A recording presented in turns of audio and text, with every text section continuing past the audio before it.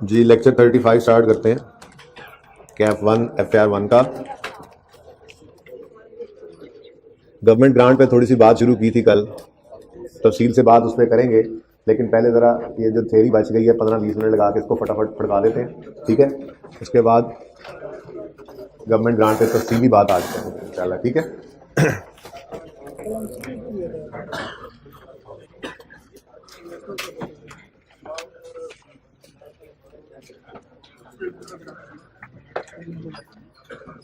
Partly owned property, partly owned property का मतलब क्या होता है? ओन्ड का मतलब पता है क्या है? इसका मतलब ये नहीं है कि हमारी ओनरशिप जो है वो पार्टली है उसमें। पार्टली ओन्ड का मतलब है partly used for business purpose, ठीक है। Partly use for business purpose property मतलब ये है, ठीक है। अच्छा, अब इसमें दो ऑप्शंस आएंगे। अगर आप कोई बिल्डिंग, कोई प्रॉपर्टी जो है वो बिजनेस यूज में भी रख रहे हैं और उसको आपने रेंट पे भी दिया हुआ है, मिसाल के तौर पे ये आपका एक प्लाजा है, या आपने प्लाजा बनाया है, इसकी आपने 10 मंजिलें बनाई हैं, 2, 2 4, 2 6, हाँ ये होगी 10, ठीक है भाई, ये 10 है, ठीक है ना। अब ये ना कहना कैसे 10 तो हैं 10, ठीक है, वो डिज़ाइन आ गया ऐसा बनाया हुआ है हमने, ठीक है। अच्छा, अब आपने क्या किया, आपने इसमें पहले 2 फ्लोर 4 फ्लोर खुद रख लिए और बाकी 6 फ्लोर आपने रेंट पर दे दिए, ठीक है। तो इसको कहते हैं पार्टली ओन्ड प्रॉपर्टी, यानी कि जिसको आप बिजनेस यूज में भी रख रहे हैं और आप उसको रेंट पे भी आपने दिया होगा। अब IS 40 इसकी अकाउंटिंग के बारे में क्या गाइडेंस देता है? पढ़ा था वैसे, मैंने कहा था पढ़ के आना एक बार। IS 40 ये कहता है कि पार्टली ओन्ड प्रॉपर्टी अगर कैपेबल है ऑफ बीइंग सोल्ड और रेंटेड आउट सेपरेटली, अगर ऐसी ये प्रॉपर्टी है कि आपने जो से अलग यूज़ किया, अलग रेंट पे दिया, ये कैपेबल ऐसे है कि ज़रूरी नहीं है कि सारा प्लाजा किराए पे दिया जाए, ये अलग भी किराए पे दिया जा सकता था, ये अलग भी अलग अलग हो सकते थे। आपने अलग को यूज़ कर लिया, अलग को किराए पे दे दिया, तो अकाउंट फॉर कर लो इन दोनों हिस्सों को सेपरेटली। जब ये सेपरेट हो सकते हैं बिकने में भी, और देखिए प्लाजा के अंदर सारा प्लाजा बेचना जरूरी नहीं होता, दुकानें भी बिकी हुई होती हैं, दफ्तर भी बिके हुए होते हैं, ठीक है। तो अगर इसकी नेचर ऐसी है कि आप उसको सेल करना हो या रेंट आउट करना हो, सेपरेटली कर सकें, तो मतलब उसकी नेचर ऐसी है ना कि वो सेपरेट हो सकती है। क्या मतलब? मतलब ये कि इसकी अगर पूरे की कॉस्ट हमारे पास 100 है, ठीक है, तो हम ये कह सकते हैं कि 40% 40 रुपए यूज कर रहे हैं। अगर हम इसको सेपरेट कर सकते हैं, एक एक दुकान की भी अलग कॉस्ट आ सकती है ना, लेकिन मैं सिंपल रख रहा हूं बात को, ठीक है ना, कि जो आप यूज कर रहे हैं उसकी कॉस्ट आप अलग रख सकते हैं, ठीक है, और जो आपने रेंट पे दी उनकी कॉस्ट अलग कर सकते हैं। तो आप क्या कर सकते हैं, इसको सेपरेट कर रहे हैं, सेपरेट कर सकते हैं, ठीक है ना। जब वो बिक अलग सकती हैं, किराए पे लग जा सकती हैं, तो उनको अकाउंटिंग भी अलग कर सकते हो ना। तो क्या करो, जो आपके यूज में है 40%, आप उस 40% कॉस्ट ले जाओ PPE में, वहां पे जाके आपकी मर्जी है, आप उस 40% के हिस्से को फेयर वैल्यू मॉडल पे रखते हो, फेयर वैल्यूएशन मॉडल पे रखते हो या कॉस्ट मॉडल पे। जो बाकी 60% है उस कॉस्ट को, यानी कि इसके 60 रुपए को ले आते हो इन्वेस्टमेंट प्रॉपर्टी में, और उसको इन्वेस्टमेंट प्रॉपर्टी में लाके उससे पूछ लेते हो कॉस्ट मॉडल पे रखना है या फेयर वैल्यू मॉडल पे। तो अगर आपकी पार्टली ओन्ड प्रॉपर्टी कैपेबल है ऑफ बीइंग सोल्ड और रेंटेड आउट सेपरेटली, ठीक है, तो क्या करो, account for each separate part under relevant standard, under relevant standard, यानी कि आप उसको IS 40 वाले हिस्से को IS 40 में ले जाओ, IS 16 वाले हिस्से को IS 16 में ले जाओ, ठीक है। नॉर्मली ऐसा ही होता है। अगर कोई पार्टली ओन्ड बिल्डिंग हो तो आप उसको अलग कर सकते होते हैं नॉर्मली, और अलग कर सकते हैं तो अकाउंटिंग भी अलग कर लेते हैं आप, जिस बेसिस के ऊपर आप उसको अलग रखा होता है, ठीक है ना। उसकी कॉस्ट भी अलग निकाल सकते हैं आप, फिर उनकी फेयर वैल्यूज भी अलग। प्लाजा की मिसाल बड़ी सादा सी और आम फहम सी मिसाल है, लेकिन इस सारी बात को समझा रही है। एक दुकान की भी अलग कॉस्ट आप निकाल सकते हो, उस एक दुकान की भी आप अलग फेयर वैल्यू निकाल सकते हो, ठीक है ना।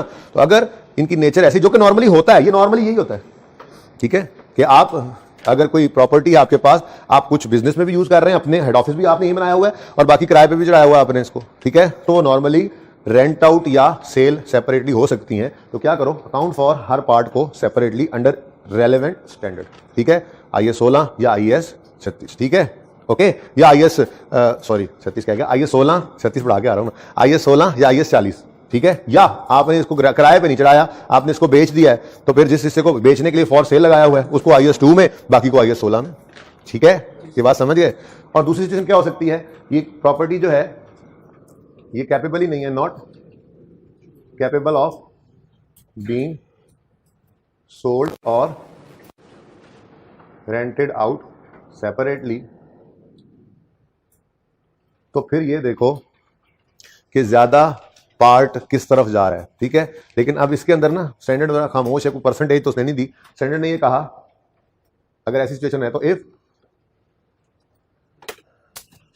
Significant portion is used for business, अगर सिग्निफिकेंट पोर्शन, अब परसेंटेज कोई नहीं है तो बस ज्यादा पोर्शन जो है वो अगर आप यूज कर रहे हो, अलग अलग नहीं कर सकते, और ज्यादा पोर्शन सिग्निफिकेंट पोर्शन आप बिजनेस में यूज कर रहे हो तो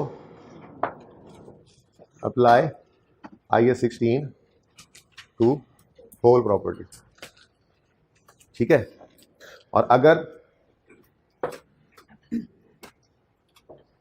significant portion is rented out या फॉर सेल, अगर ऐसा है, ठीक है, फॉर सेल को हटाना तो फिलहाल वैसे ही, रेंटेड आउट फॉर सेल उसी में आ जाएगा। अगर सिग्निफिकेंट पोर्शन आपने किराए पे चढ़ाया हुआ है, ठीक है, तो फिर क्या कर दो, अप्लाई कर दो IAS 42 होल प्रॉपर्टी। क्या मतलब ये अलग नहीं किया जा सकता। ठीक है, आपने बस वैसे ही ये कोई 2-3 दुकानें किराए पे दी हुई है नीचे इधर बेसमेंट में, ठीक है, बाकी सारा कुछ ही आप जो है वो यूज कर रहे हैं खुद। स्टैंडर्ड कहता है अगर थोड़ा सा किराए पे दिया भी हुआ है तो बस कोई बात नहीं, ये सारा PPE में फेंक दो, अब मजबूरी है। हाँ, रेंटल इनकम इसकी प्रॉफिट एंड लॉस में रिकॉर्ड करते रहो, लेकिन इस अलग हिस्से कुछ अलग कर नहीं सकते। और ज्यादा पोर्शन इसका आप बिजनेस में यूज कर रहे हो तो सारे को ही IAS 16 में ले जाओ, PPE के तौर पर रिकॉर्ड कर लो, बस। ठीक है, अब क्या कर सकते हैं, वो वही प्रॉपर्टी डेप्रिशिएट होती रहेगी। हाँ, उसकी रेंटल इनकम ये ऐसे ही है जैसे एक दुकान है और उस दुकान के कोने पे कॉर्नर स्पेस आपने किराए पे दे दी, एक बंदे को कहा थड़ा लगा लो इधर, उससे थोड़ा सा किराया ले लेते हो आप, तो सारी दुकान आपकी PPE है और वो कॉर्नर स्पेस जो है, अब चूंकि वो अलग बिक नहीं सकती, अलग किराए पे आप कह रहे हो दे दी, नहीं दी जा सकती, मैं मिसाल तो ये दे रहा हूं ना, नहीं दी जा सकती। ठीक है, तो क्या कहते हैं स्टैंडर्ड IAS 16 ही कह दो उसको, बस रेंटल इनकम रिकॉर्ड किया जनाब, क्या हो सकता है। और अगर ऐसे है कि ज्यादा पोर्शन आपने किराए पे दिया हुआ है, एक दफ्तर आपने एडमिन पर्पज के लिए अपने पास रख लिया, आपने छोटा सा दफ्तर वहां अपना बनाया हुआ है, इस काम के लिए नहीं, वैसे अपना दफ्तर बना लिया है, तो क्या करोगे, तो सारे को IAS 40 कह देना, ये छोटा सा पोर्शन IAS 16 वाला भी उसी के अंदर ही रहने दो, फिर कुछ नहीं होता। ठीक है ना। तो बहरहाल ये एक थ्योरेटिकल सा कॉन्सेप्ट है और इस सिग्निफिकेंट पोर्शन को भी स्टैंडर्ड ने क्वांटिफाई नहीं किया। ठीक है, लेकिन ये एक बात लिखी हुई है स्टैंडर्ड में तो मैंने आपको बता दी। नॉर्मल सर्कमस्टांसिस यही होते हैं और अगर अकाउंटिंग करवाएगा तो वो इन्हीं की करवाएगा, वैसे इसकी भी हाँ करवा सकता है वैसे, ये बात ठीक है, वो अलग बता देगा, सेपरेट हो सकते हैं, तो आपने अगर सेपरेट हो सके तो उनको सेपरेटली अकाउंट फॉर करना है अंडर रेलेवेंट स्टैंडर्ड। और अगर सेपरेट ना कर सको तो वो क्लियरली ऐसे लिखेगा, वो क्या कहेगा कि बस ये इनसिग्निफिकेंट, हमने एक प्रॉपर्टी ली है, वो प्रॉपर्टी हमने फॉर कैपिटल एप्रिसिएशन ली है, लेकिन उसका इनसिग्निफिकेंट पोर्शन हम बिजनेस में यूज भी कर रहे हैं, तो आप क्या कहोगे, छोड़ो इग्नोर करो, IAS 40 है। ठीक है, या सवाल में यूं कह देगा कि प्लाजा है, प्रॉपर्टी है, हम उसको बिजनेस में यूज कर रहे हैं, इनसिग्निफिकेंट पोर्शन हमने रेंट पे भी दिया हुआ है, आप कहोगे इनसिग्निफिकेंट को छोड़ो, ये अल्फाज बोलेगा, ठीक है ना, इनसिग्निफिकेंट को छोड़ो, ये PPE ही है IAS 16। ठीक है, ये बात यहां पे लिखी हुई थी, जल्दी से इसको नोट कर लें।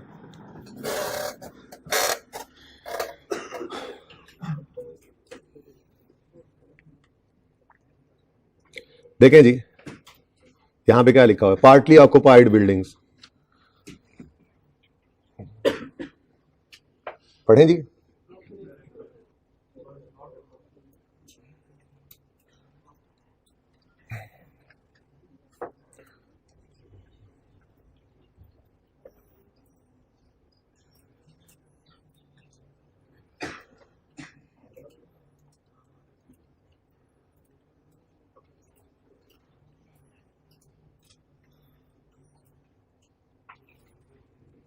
ओके, लर्निंग आउटकम 2 जो है इसको पढ़ते हैं। एन एंटिटी में use part of a property for production और सप्लाई ऑफ गुड्स और सर्विस और फॉर एडमिन पर्पस, यानी ओनर ऑक्यूपाइड, IAS 16 लिख सकते हैं आप आगे।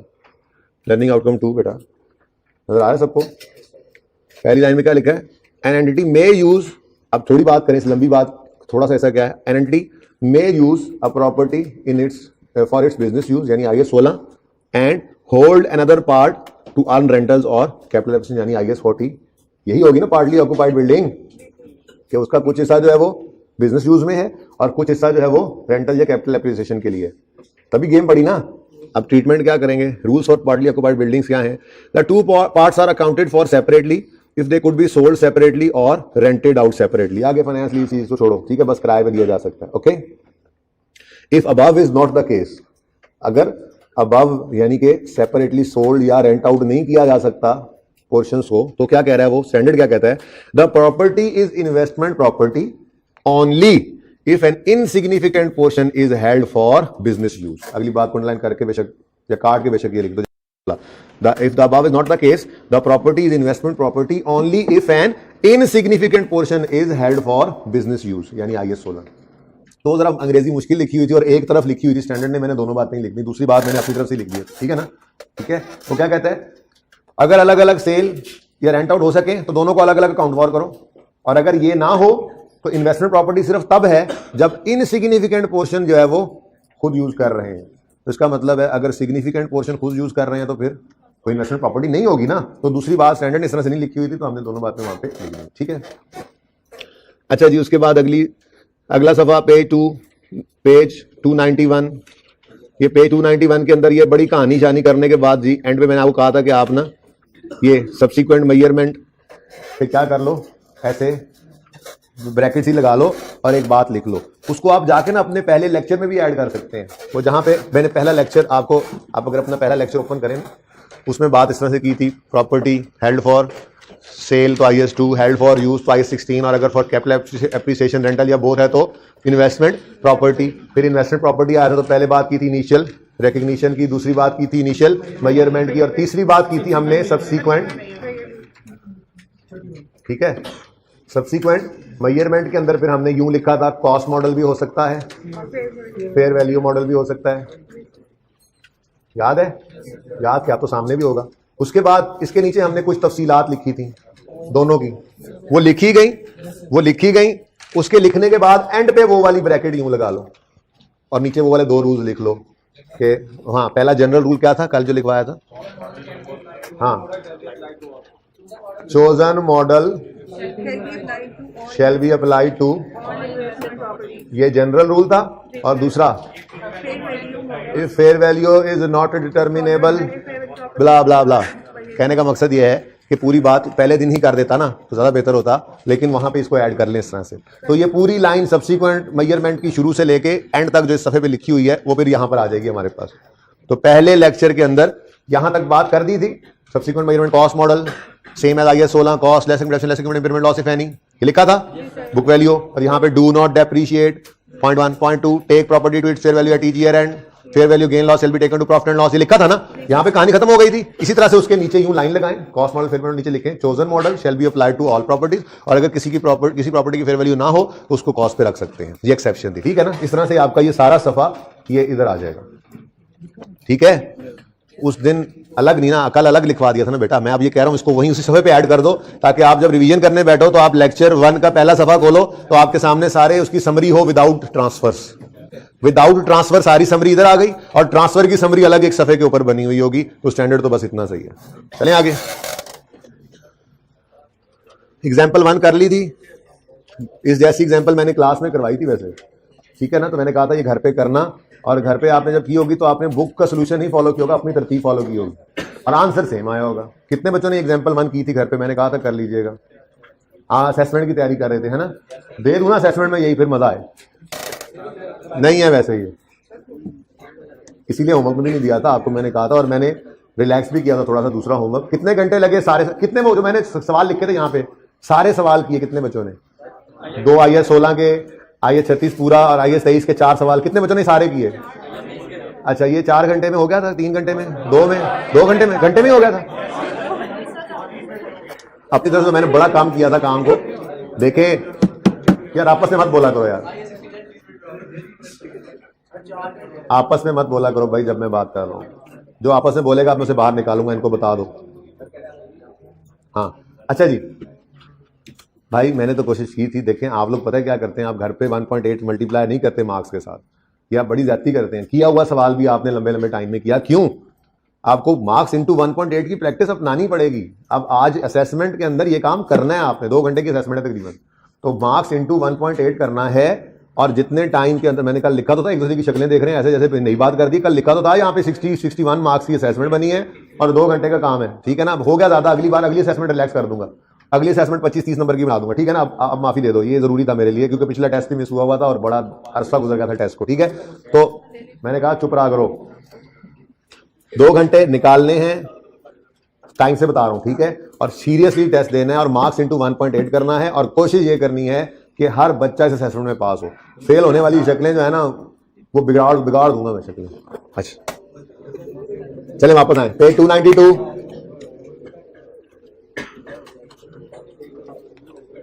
यार तुम खड़े हो जाओ ना, खड़े हो जाओ, तुम्हें एक बार कहा 10 बार कहना पड़ेगा, खड़े हो जाओ, पीछे चले जाओ, जाके खड़े हो जाओ, बाकी क्लास खड़े रहोगे। चले जाओ बेटा, चले जाओ, चलो। अगर तकलीफ हो तो बाहर ही चले जाना, फिर वहीं से दरवाजे से रजिस्टर लेते जाओ। एक बार होती है बात बेटा, 10 बार थोड़ी होती है। अच्छा जी, ये एग्जाम्पल कर ली थी, नहीं की थी तो बेटा अभी लिख लो प्लीज, आज कर लेना। आज तो असेसमेंट की तैयारी ना करनी, अभी घर जाके कोई बात नहीं है, कोई बात नहीं है, थोड़ा बहुत टाइम तो इसको भी देना ही होगा। 1 घंटे, आधे पौने घंटे से ज्यादा का काम नहीं होगा इसका आज, आधे घंटे के अंदर अंदर, ज्यादा काम नहीं दूंगा आज क्योंकि आपने बाकी असेसमेंट की तैयारी भी करनी है। Reasons for treating investment property differently, ये पैरा पढ़ा था किसी बच्चे ने, मैं नहीं पढ़ाऊंगा जब तक आप खुद नहीं पढ़ेंगे, पढ़ के आइएगा। इसको भी लिख लें साथ, कोई नहीं, ऐसे बस बात है लिख लें, इंपॉर्टेंट बात नहीं है, पढ़ लेनी है, लेकिन मैं पढ़ाऊंगा फिर जब आप पढ़ेंगे तो।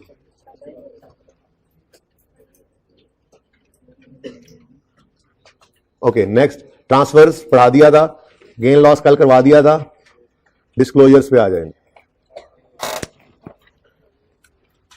स्नेक लिमिटेड वाला सॉल्यूशन मैंने सामने रखा हुआ है,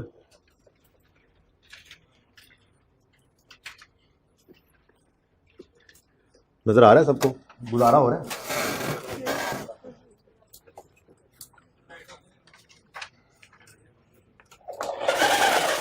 मैं ये चाह रहा था कि सारे का सारा सामने ही रहे तो बेहतर है, ठीक है ना। तो इसलिए मैंने इसको जरा साइज को छोटा कर दिया, गुजारा हो ही रहा होगा। अगर तकलीफ हो रही है देखने में तो अपना सॉल्यूशन ओपन कर लें। ये मैंने नहीं सॉल्यूशन बनाया है, ये आपकी क्लास की खींची हुई तस्वीर से टीए ने बस यहाँ पे लिख दिया, तो कोई गलती हो तो भी बता देना, सही कर लेंगे, ठीक है ना। तो ये मैंने नहीं सॉल्यूशन बनाया, ये आपकी क्लास का सॉल्यूशन है जो आप लोगों ने मिलकर मेरे साथ बनाया था, ठीक है ना। इसलिए वो रजिस्टर ओपन कर लें या इसको ओपन कर लें, बात एक ही है। मैं डिस्क्लोजर पढ़ाना चाह रहा हूँ आपको।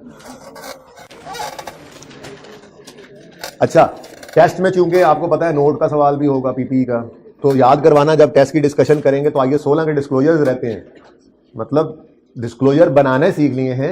अंग्रेजी में जो स्टैंडर्ड के डिस्क्लोजर लिखे हैं ना वहां से पढ़ाने रहते हैं, तो वो डिस्क्लोजर मैंने पढ़ाने हैं। जब मैं आपको असेसमेंट वाले नोट को क्लास में बनवा दूंगा ना, तो वो सवाल जब पूरा होगा उसके बाद फिर हम डिस्क्लोजर भी साथ ही डिस्कस कर लेंगे ताकि वो पेंडेंसी भी रिमूव हो जाएगी। आखिरी सफा आप रखा करें अपने रजिस्टर का, उसके ऊपर लिखा करें पेंडिंग कॉन्सेप्ट्स, और ये एक चेक बनाते रहा करें, ठीक है ना। जैसे अभी तक पीपीई के आखिरी लेक्चर का एक एग्जाम्पल रहता है बिल्डोजर वाला, ठीक है, वो रहती है example, sum of year digit की एग्जाम्पल रहती है। इस तरह से हर टॉपिक के अंदर कोई छोटी मोटी जो चीज़ रह जाए तो बच्चों एक ना आखिरी सफ़ा बनाओ, फ्रेश सफ़ा हो, उस पर और कुछ ना लिखा हो, हेडिंग बनी हो पेंडिंग कॉन्सेप्ट्स, और हर टॉपिक के लिखते रहा करें ताकि एंड तक जाते जाते कोई चीज़ रह ना जाए। जो पेंडेंसीज होंगी अगर साथ साथ रिमूव होती जाएंगी तो हम टिक करते जाएंगे, ठीक है ना। तो पेंडिंग कॉन्सेप्ट्स आखिरी सफ़े पे लिखें सब बच्चे, और फिलहाल जो मुझे याद है वो अब लिख लें, और आइंदा के लिए ये पक्का रख लें कि आपने खुद भी एक चेक रखना है मुझ पर, ठीक है। तो IAS 16 में पेंडिंग क्या रहता है, disclosures, sum of years digit, definition का मेथड, और तीसरा road bulldozer example, out method करवा दिया था, तो वो भी लिख लो यार, 5 मिनट का काम है, 2 में ही। क्या क्या जी रहता है, output method of definition, sum of year method of depreciation, road bulldozer example, बस ऐसे थोड़ी सी निशानी हो कोई भी, ठीक है, और डिस्क्लोजर्स। IAS 36 के अंदर एक सवाल दिया था, उसका सोल्यूशन डिस्कस होना रहता है, मुझे याद आया, कल करेंगे डिस्कस उसको अगर आज टाइम ना मिला तो। वो क्वेश्चन बैंक का क्वेश्चन दिया था ना होमवर्क में, नाम नहीं याद आ रहा उसका मुझे, लिखें IAS 36 के आगे लिखें ना आप। एक तो आप लिखें IAS 36 में क्वेश्चन बैंक क्वेश्चन डिस्कशन, पता नहीं क्वेश्चन का नाम क्या था,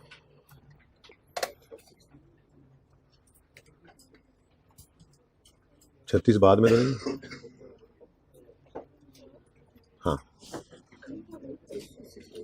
भाई मैं खुद दिखा रही है, हुसैन एसोसिएट, याद है कुछ होमवर्क में दिया था, हाँ इसको लिख लो, इसकी डिस्कशन पेंडिंग है, ठीक है। IAS 36 में क्या पेंडिंग है जी, हुसैन एसोसिएट की डिस्कशन की जरा पेंडेंसीज तो आज लिख लेना, जरा तसल्ली। आप थोड़ा सा ना थोड़ा सा 1-2 दिन ना नॉर्मलाइजेशन करेंगे ना, असेसमेंट है, असेसमेंट की डिस्कशन होगी, पेंडेंसीज रिमूव करेंगे। अच्छा लिख लो, लिख लिया। साथ एक और चीज़ लिख लो, वो मेरे एंड पे पेंडिंग है, लिखो रिवर्सल ऑफ इम्पेयरमेंट, ब्रैकेट में लिखो इन सिलेबस और नॉट, ताकि मुझसे पूछ सको। मैं कर नहीं सका अभी तक, ठीक है, तो लिख लो ना ताकि अभी कर लें, आज कल मैं इंशाल्लाह करता हूँ ये, ठीक हो गया। उसके बाद IAS 23 में पेंडिंग है डिस्क्लोजर्स। IAS 23 के डिस्क्लोजर्स ना इतने लेंथी हैं कि 2 लाइनों में आ जाते हैं, तो वो भी लिख लें। पेंडिंग तो पेंडिंग ही होता है ना भाई, वैसे IAS 23 में हमने कुछ छोड़ा नहीं है अल्हम्दुलिल्लाह, लेकिन डिस्क्लोजर्स लिख लो, उसके पेंडिंग है, ठीक है।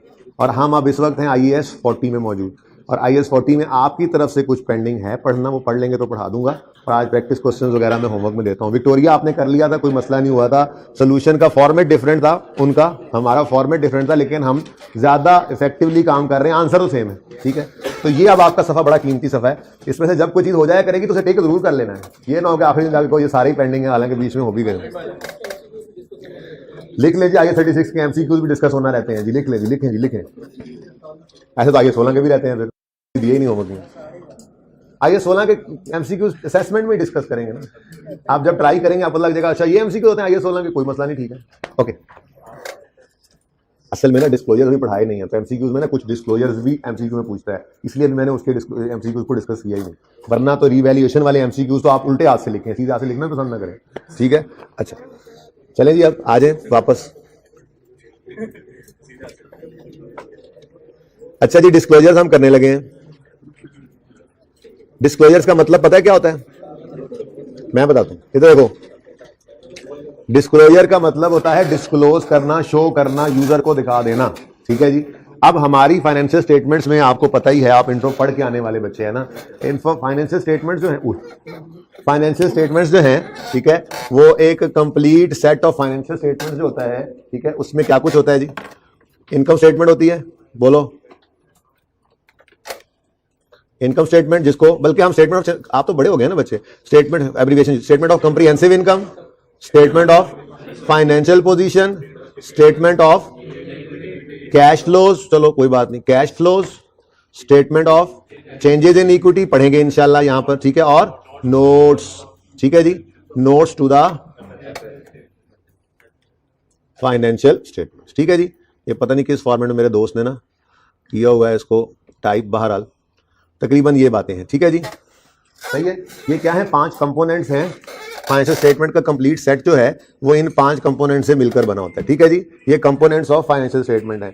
डिस्क्लोजर का मतलब ये है कि इसको बंद कर लें मोबाइल को, डिस्क्लोजर का मतलब ये, डिस्क्लोजर का मतलब ये है कि कोई भी चीज जो है वो आप इन 5 में से किसी एक जगह शो कर दें, either income statement, balance sheet, cash flow, या नोट्स के अंदर आप शो कर दें इनको।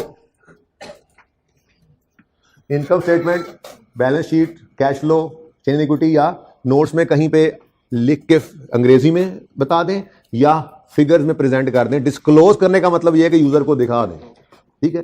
तो जो भी डिस्क्लोजर्स हम पढ़ते हैं, क्योंकि मैं डिस्क्लोजर पहली बार पढ़ा रहा हूं, IAS 16 के पढ़ाई होते तो आसानी होती है, वहां पे जाकर आसानी हो जाएगी, ठीक है ना।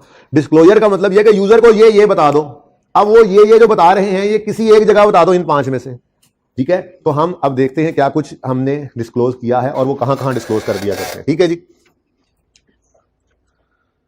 अच्छा जी, तो ये हमारा क्वेश्चन है जी, snake limited, notes to the financial statement. अब ये 5वें कंपोनेंट पे पहुंच गए और मैंने पहले दिन आपको ना वो सारी तरतीब भी बनाई थी, शायद याद होगा आपको। इनकम स्टेटमेंट, बैलेंस शीट, अच्छा जी बैलेंस शीट में पीपी है तो पीपी का नोट नंबर फलां, फिर नोट्स के अंदर आके वो नोट्स चल रहे होते हैं और ये नोट आ गया, इस तरह से होता है ना, ठीक है। तो ये notes to the financial statement क्या है, मेरा मशवरा है कोई एक फाइनेंशियल स्टेटमेंट जिंदगी में कभी खोल के देख ही लो अब, ठीक है। उसमें आप देखोगे तो पहले ऑडिट रिपोर्ट वगैरह के बाद सबसे पहले इनकम स्टेटमेंट एक सफ़े पे होगी, फिर बैलेंस शीट होगी, फिर चेंज इन इक्विटी होगी, फिर कैश फ्लो होगी, और 5वें सफ़े से notes to the financial statement की हेडिंग लगेगी और अगले 20, 25, 30, 40, 50 सफ़े नोट्स ही चलते रहेंगे। उनके अंदर सारी डिटेल्स पड़ी होती हैं, ठीक है, अंग्रेजी में भी होती हैं चीज़ें लिखी हुई और उसके अंदर फिगर्स में भी होती हैं, ठीक है। तो ये जो नोट्स होते हैं ना, पीपी का नोट हमने बनाया, इन्वेस्टमेंट प्रॉपर्टी का नोट बना रहे हैं, उन्हीं नोट्स के अंदर बने होते हैं, क्योंकि बैलेंस शीट के फेस पे तो एक फिगर ने जाना है और वो होगी ये टोटल वाली। जैसे इसके अंदर अगर हम बात करें तो बैलेंस शीट के फेस के ऊपर क्या नजर आएगा इस सवाल का, 8600, ठीक है, और सही है ना। ये 8600 बैलेंस शीट के फेस में नजर आएगा, लिखा होगा इन्वेस्टमेंट प्रॉपर्टी। अब यूजर को अगर डिटेल चाहिए तो बैलेंस शीट वाली 86 की डिटेल कहां मिलेगी, उसके आगे लिखा होगा नोट नंबर 13 में जाके देख लो, वो नोट्स में आएगा तो ये नोट की डिटेल पड़ी होगी, ठीक है। तो करें शुरू। अब डिस्क्लोजर की समझ आ गई, डिस्क्लोजर क्या होता है, ठीक है, ओके। ऊपर स्नेक लिमिटेड बस लिखा हुआ है। अब ये डिस्क्लोजर्स हैं, इनको पढ़कर देखते हैं हमने ये सब कुछ किया या नहीं किया। स्नेक वाले सवाल में सारा कुछ नहीं किया होगा क्योंकि सवाल का डाटा भी इतना नहीं था ना, ठीक है, लेकिन जो चीज़ें वहाँ पे हैं वहाँ से दिखा दूंगा और जो वहाँ पे नहीं है उनको मैं आपको बता दूंगा कि इसका मतलब ये है। और जो सिलेबस में नहीं है वो इंशाल्लाह हम लिख लेंगे, आउट ऑफ सिलेबस है, क्योंकि स्टैंडर्ड ने तो सारे डिस्क्लोजर देने होते हैं, हमने क्या देखना क्या नहीं। Following disclosures are required by IAS 40 in the notes to the accounts. Disclosure requirement applicable to both fair value model and, यानी कि अगर आप फेयर वैल्यू मॉडल पे हो चाहे आप कॉस्ट मॉडल पे हो, ये इररिस्पेक्टिव ऑफ मॉडल हैं, ये डिस्क्लोजर तो लाजमी है। आप जौन से मर्जी मॉडल पे हो, ठीक है, ये डिस्क्लोजर्स लाजमी है। कौन कौन से? Whether the fair value model और कॉस्ट मॉडल इज यूज्ड, बता दो। ये देखो बताया हमने। ये क्या मेजरमेंट बेसिस क्या होता है? ये मेजरमेंट बेसिस क्या है देख लो। हमने क्या कहा जी, हमने इस्लामाबाद बिल्डिंग के लिए फेयर वैल्यू मॉडल यूज किया, बलूचिस्तान के लिए कॉस्ट मॉडल, फिर फेयर वैल्यू, फिर फेयर वैल्यू। तो हमने क्या किया, हमने ये बताया कि हमने कौन सा मॉडल यूज किया है। डिस्क्लोजर 1 समझ आ रहा है? वेदर, ये याद नहीं करने, ये कतन याद नहीं करने, ये हमें बनाना आ गया है और पढ़ के समझ लेते हैं। कोई अगर MCQs में आ जाए बात तो हमें पता लग जाएगी वैसे, ठीक है। एक बार फिर पढ़ लेना पर्चे में जाने से पहले, जब भी रिवीजन करो इस टॉपिक की एक बार इसको नजर मार लिया करो, बस याद नहीं करना, ठीक है। बनाना जो सीख लिए वो याद है, इन्वेस्टमेंट प्रॉपर्टी का नोट बनाना आता है ना, वो डिस्क्लोजर ही है, आपको याद ही है वो, ठीक है जी। तो सबसे पहली बात, वेदर फेयर वैल्यू और कॉस्ट मॉडल इज यूज, समझ आ गया। Next, methods and assumptions applied in arriving at fair values. तो भाई ये मेथड और अजम्पशंस फेयर वैल्यू तक पहुंचने के लिए सवाल देगा तो लिखेंगे ना, ठीक है। सवाल ने ऐसी कोई बात नहीं, वो और बात थी, उसने ये कहा था कि फेयर वैल्यू डिटरमिन नहीं हो सकती, वो अलग बात है। सवाल यूं कह दे fair value on basis of observable prices, ये वो ऐसी अंग्रेजी मार दे तो आपने सब नोट्स के अंदर उस अंग्रेजी को लिख देना। आप 13.3 तक था ना, ये 13.3 ऐड करोगे और जो लाइन लिखी होगी ये मेथड और ये अजम्पशंस थी वो एज इट इज उठा के लिख दोगे। सवाल में होगी नहीं वैसे, नॉर्मली अगर आ जाए तो आपने लिख देंगे, ठीक है। हाँ, अगर आप प्रैक्टिकली जिंदगी में जाके इन्वेस्टमेंट प्रॉपर्टी का नोट बना रहे होंगे तो फेयर वैल्यू जिसने लगाई है उससे कहोगे भाई मेथड अजम्पशंस बताओ, वो आपको बताएगा। आप इन्वेस्टमेंट प्रॉपर्टी के सब नोट के अंदर वो भी लिख देंगे, सब नोट में लिखेंगे, ठीक है ना। और सही है, जैसे आप लिखते थे फिर अपना रीवैल्यूएशन मॉडल अगर यूज किया तो पहले ही सब नोट क्या बनता था, last year was perform by messrs फलां फलां इंडिपेंडेंट वैल्यूअर, और अगर अंग्रेजी के अंदर उसके आगे कोई और बात लिख दी हो ऑन द बेसिस ऑफ फलां फलां चीज, तो वही एज इट इज लिख दो, ऑन द बेसिस ऑफ फलां फलां चीज, डिस्क्लोजर बन गया, ठीक है। Next, the extent to which fair value of investment property was based on valuation. भाई ये वही बात है, ये तीनों बातें जो है ना, ये दोनों बातें, ठीक है, बाया क्वालिफाइड इंडिपेंडेंट वैल्यूअर, ठीक है। ये सवाल के अंदर लाइन होती तो हम लिखते थे, ठीक है। मतलब कहने का ये है कि अगर इस सवाल के अंदर लिखा होता इस तरह से कि मिसाल के तौर पे जो फेयर वैल्यू है वो लगाई है, अब मैंने जो कि 13.1 और 2 पहले लिख दी है इसलिए मैं इसको इधर कर रहा हूं, ठीक है ना। क्या लिखा होता जी, वो कहता जी कि फेयर वैल्यू जो है वो मैसर्स, क्या नाम है तुम्हारा, Messrs Abdul Ahad, Messrs Abdul Ahad and company chartered surveyor's ने लगाई हैं, ठीक है, या वैल्यूअर्स ने लगाई हैं। तो ये अंग्रेजी एडिस लिख देते हैं, क्या कहते हैं जी, फेयर वैल्यू इज डिटरमिन्ड, अब मैं आगे जबानी बोल रहा हूं, बाय, जबानी मतलब ये ऐसे, by Messrs Abdul Ahad and company, a professional firm of valuers and independent valuer, ठीक है, ऑन द बेसिस ऑफ फलां फलां बात। अब ये कहां से पता लगेगा, स्नेक वाले सवाल में नहीं लिखा, पर्चे में दे देगा अंग्रेजी में लिख के, तो एज इट उठा के यहां पर लिख दोगे। बात समझे हो यार, इसको साइज बढ़ा ही लेते हैं ताकि समझ लगती रहे, पता तो आपको लग ही रहा है, ठीक है जी। ऐसे तो अंग्रेजी में लिख के बता दोगे, अब सवाल में देगा तो लिख दोगे, नहीं देगा तो नहीं लिखोगे, ठीक है। तो मैंने क्या कहा, स्नेक वाले सवाल में अगर लिखा होता फेयर वैल्यू डिटरमिन्ड बाय फलां बंदा ऑन बेसिस ऑफ फलां फलां असम्पशंस, ठीक है, तो हम लिख देते ये एक इंडिपेंडेंट वैल्यूअर है, उसने ये फेयर वैल्यू लगाई है और इस बेस पे लगाई है। और अगर वो बात नहीं लिखी हुई तो हमने नहीं लिखी, दैट्स इट, ठीक है। Okay, next, amount recognised as income और expense in statement of profit और loss for rental income from investment property and operating expenses. ये मैंने बात की थी, मैंने कहा था कि अगर सवाल के अंदर वो इनकम, रेंटल इनकम दे दो, क्या करो, हमारे सवाल के अंदर रेंटल इनकम दी हुई थी, उसमें एंड पे जाकर मैंने क्या किया था, मैंने कहा था इसको एज इट इज लिख दो, rental earned from investment property is ₹2000। और अगर साथ ही वो को बता देता एक्सपेंसेस, ये बात मैंने की थी क्लास के अंदर भाई, मुझे अच्छी तरह याद है, मैंने कहा था अगर वो ऑपरेटिंग एक्सपेंसेस, क्या मतलब, वो रेंटल कमाने के लिए आपने खर्चे भी तो किए, जेनिटोरियल स्टाफ को पैसे दिए, सिक्योरिटी स्टाफ को पैसे दिए, आपने कुछ और ओवरहेड्स किए, तो ये खर्चे जो आपने किए इन्वेस्टमेंट प्रॉपर्टी से रेंटल कमाने के लिए, तो वो खर्चा भी यहां लिख दो और जो रेंटल इनकम आई है वो भी लिख दो। अब आपने खुद से थोड़ी लिखनी है, सवाल के अंदर रेंटल इनकम गिवन थी, मैंने सिर्फ वो लिख दी। सवाल में वो ये कह रहा था स्नेक वाले सवाल में कि rental earned from investment property 2000 and operating expenses were 1500 मिसाल के तौर पर, तो हम लिख देते rental earned from investment property is 2000 and operating expenses were rupees 1500। और ठीक है ना, ये बात की थी क्लास के अंदर जब नोट बना रहे थे। तो ये भाई ये 2 डिस्क्लोजर्स भी देने होते हैं। उसके बाद उसका कहता है डिटेल ऑफ एनी रिस्ट्रिक्शन। आपने इन्वेस्टर प्रॉपर्टी ली हुई है, ठीक है जी, अब गवर्नमेंट ने उसके ऊपर रिस्ट्रिक्शन लगाई हुई है। आगे बैठ जाओ, परे हो जाओ, अब सीट ना खाली करना, परे हो जाओ जी। गवर्नमेंट ने रिस्ट्रिक्शन लगाई हुई है, अब तुम खड़े हो जाओ, तुम खड़े हो जाओ, उधर चले जाओ, निकालो इसको बाहर। अच्छा बैठ जा, अब आइंदा ना मौका नहीं, मुझे तंगी बड़ी हो रही थी वरना मैंने निकाल देना, टाइम कम है। इंसान बना करो यार, इधर तुम आपस में बातें करते हो, तो पढ़ने आए हो, मेरी बात सुनने आप आपस ही बातें करने आओ, घर पे नहीं होती बातें पूरी तुम लोग। अच्छा सर दोस्त है, घर तो मिलता ही नहीं है ये।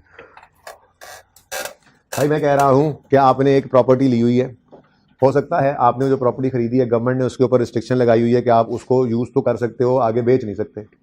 अब ये रिस्ट्रिक्शन आपको थोड़ी पता है कि पर्चे में बैठे हुए, तो सवाल के अंदर अगर कोई ऐसी रिस्ट्रिक्शन लिख देगा तो आपने वो रिस्ट्रिक्शन सब नोट में डाल देनी है, ठीक है। Restriction any detail of any restriction on ability to realise investment property, यानी आप उसको बेच नहीं सकते। Ability to realise investment property मतलब क्या है, इन्वेस्टमेंट प्रॉपर्टी से बेच के पैसे लेना। तो कहता है जी अगर कोई रिस्ट्रिक्शन है आपको उस इन्वेस्टमेंट प्रॉपर्टी को बेचने की, ठीक है, या उसकी रेमिटेंस को जो है on the remittance of income और डिस्पोजल प्रोसीड, पैसे आए हैं उस पैसे को अगर बेचकर पैसे जो आए हैं उसको इस्तेमाल करने पे कोई पाबंदी है या बेचने पे कोई पाबंदी है, यानी कोई रिस्ट्रिक्शन है आप तो बता दें क्या करोगे। ये मुश्किल है डिस्क्लोजर पहले है ना, आगे तो सब आसान है, आगे तो नोट बना हुआ है हमारा, ठीक है। क्या करोगे भाई, पर्चे में लिखा होगा there is a restriction on ability to sell the investment property Balochistan property, ठीक है। आप वो लाइन एज इट इज आगे सब नोट में लिख दोगे, क्यों, क्योंकि डिस्क्लोजर रिक्वायरमेंट है जी। रेमिटेंस जो पैसे आते हैं, the ability to realize investment property और any restriction on remittance of income or disposal proceed, जो पैसे आए हैं बाहर से आए हैं जहां से भी आए हैं, ठीक है। the existence of any contractual obligation to purchase, construct or develop investment property or enhancements। Year and है, ठीक है, स्नेक वाला सवाल है। ईयर एंड है 31 दिसंबर, क्या ईयर एंड था इसका, 31 दिसंबर 15, ठीक है। 31 दिसंबर 15 पर आप खड़े, ठीक है। अब आपने इस दिन एक कॉन्ट्रैक्ट कर लिया है किसी से, ठीक है, कि आपका जो है ये जो बुर्ज खलीफा है ये हम खरीद लेंगे अगले साल।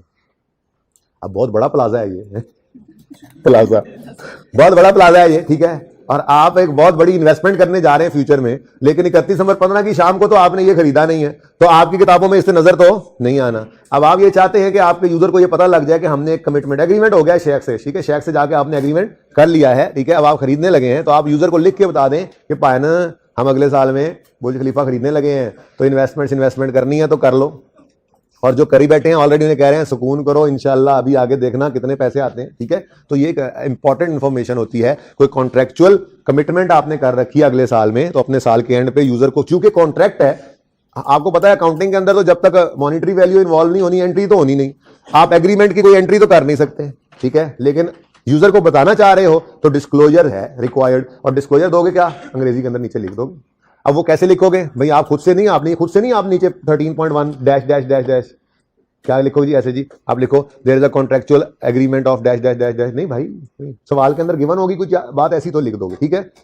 तो ये बात क्या लिखी हुई है देखो, the existence of any contractual obligation to purchase, खरीद सकते हो, या कंस्ट्रक्ट, बनाने का इरादा किया, कोई बहुत बड़ा प्रोजेक्ट बनाने जा रहे हो, कॉन्ट्रैक्ट कर लिया कॉन्ट्रैक्टर से, तो बता दो यूजर को कि हमने कॉन्ट्रैक्ट कर लिया अगले साल में हम ये काम करने जा रहे हैं, ताकि यूजर को तसल्ली हो कि हाँ यार ये तो काम बढ़ने लगा, ठीक है ना। अब ये कहां से पता लगेगा, सवाल में गिवन होगा, क्या करोगे, सब नोट्स में एज इट इज उठा के वो लाइन लिख दोगे, डिस्क्लोज हो गया, डिस्क्लोजर बन गया, ठीक है।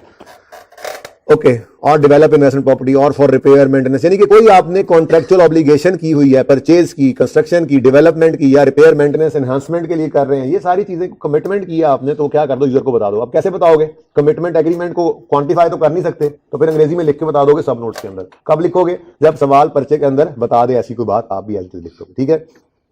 तो भाई ये जनरल डिस्क्लोजर है, ये कौन से डिस्क्लोजर है जी, हाँ। अब उसके बाद स्पेसिफिक डिस्क्लोजर शुरू होंगे, ठीक है, फेयर वैल्यू के भी और कॉस्ट के भी, वो आसान है क्योंकि वो हमने बना रखे हैं। जनरल डिस्क्लोजर्स क्या है, फेयर वैल्यू मॉडल है या कॉस्ट मॉडल है, बता दो। फिर कोई मेथड असम्पशन यूज हुई, ठीक है, या कोई इंडिपेंडेंट वैल्यूअर था, ये वाली बातें बता दो। फिर रेंटल इनकम ऑपरेटिंग एक्सपेंस कोई है तो बता दो। फिर डिटेल ऑफ एनी रिस्ट्रिक्शन, अगर गवर्नमेंट ने कोई रिस्ट्रिक्शन लगाई हुई है आपकी इन्वेस्टमेंट प्रॉपर्टी पे बेचने पे या उसके पैसे आएंगे तो उसके साथ क्या करना है, कोई किसी किस्म की रिस्ट्रिक्शन है तो वो बता दो, डिस्क्लोजर बता दो, ठीक है। और लास्ट इज अगर कोई कॉन्ट्रेक्चुअल ऑब्लिगेशन आपके ऊपर है अगले साल में आपने कर ली है तो ईयर एंड के ऊपर उसको भी यूजर को लिख के बता दो। तो ये बता दो, क्या क्या बता दो, कॉस्ट मॉडल यूज हो या फेयर वैल्यू मॉडल, ये कर रहे हो आप, ठीक है। उसके बाद कोई मेथड अजम्पशन है, कोई इंडिपेंडेंट वैल्यूअर है, वो नाम शाम आ जाए, चीजें आ जाए एज इट इज, वो भी बता दो। फिर रेंटल इनकम और ऑपरेटिंग एक्सपेंसेस कितने इनकर किए वो भी बता दो। गवर्नमेंट ने कोई रिस्ट्रिक्शन लगाई है तो वो भी बता दो। कोई कॉन्ट्रेक्चुअल ऑब्लिगेशन है तो वो भी बता दो। इसमें से मेरे ख्याल में फेयर वैल्यू मॉडल और कॉस्ट मॉडल तो यूज हुआ, जो हमने यहां पर शो किया है, ये देखें, ये वाला, ये तो लाजमी आएगा सवाल में। उसके अलावा जितने भी हैं वो सारे के सारे हाँ सवाल में गिवन होंगे तो हम लिख दिया करेंगे। क्लियर है ये बात। उसके बाद वो कहता है disclosure requirements applicable to fair value model only. क्या करो भाई, फेयर वैल्यू मॉडल के ऊपर जो एसेट है उसके बारे में क्या कुछ डिस्क्लोज करो। हम पहले अपना नोट तो ओपन करें ना, बाकी सारे फेयर वैल्यू मॉडल पे ही है ना, ठीक है। ये फेयर वैल्यू मॉडल, इस्लामाबाद वाली बिल्डिंग पकड़ लो, चाहे कराची वाली चाहे लाहौर वाली, सब के सब फेयर वैल्यू पे ऐसे ही है, आपको नजर नहीं आ रहा ये अब, ठीक है। Fair value model, cost model, fair value done. अब क्या कहता है जी, फेयर वैल्यू मॉडल वाली जो बिल्डिंग है, यानी हम इस्लामाबाद की बात कर लें अगर, ठीक है, इसके बारे में क्या कुछ बताओ, इस पे आप नजर रखिए अब, ठीक है जी। There must be a reconciliation in a notes to financial statement between opening and closing values of investment property showing addition during the year.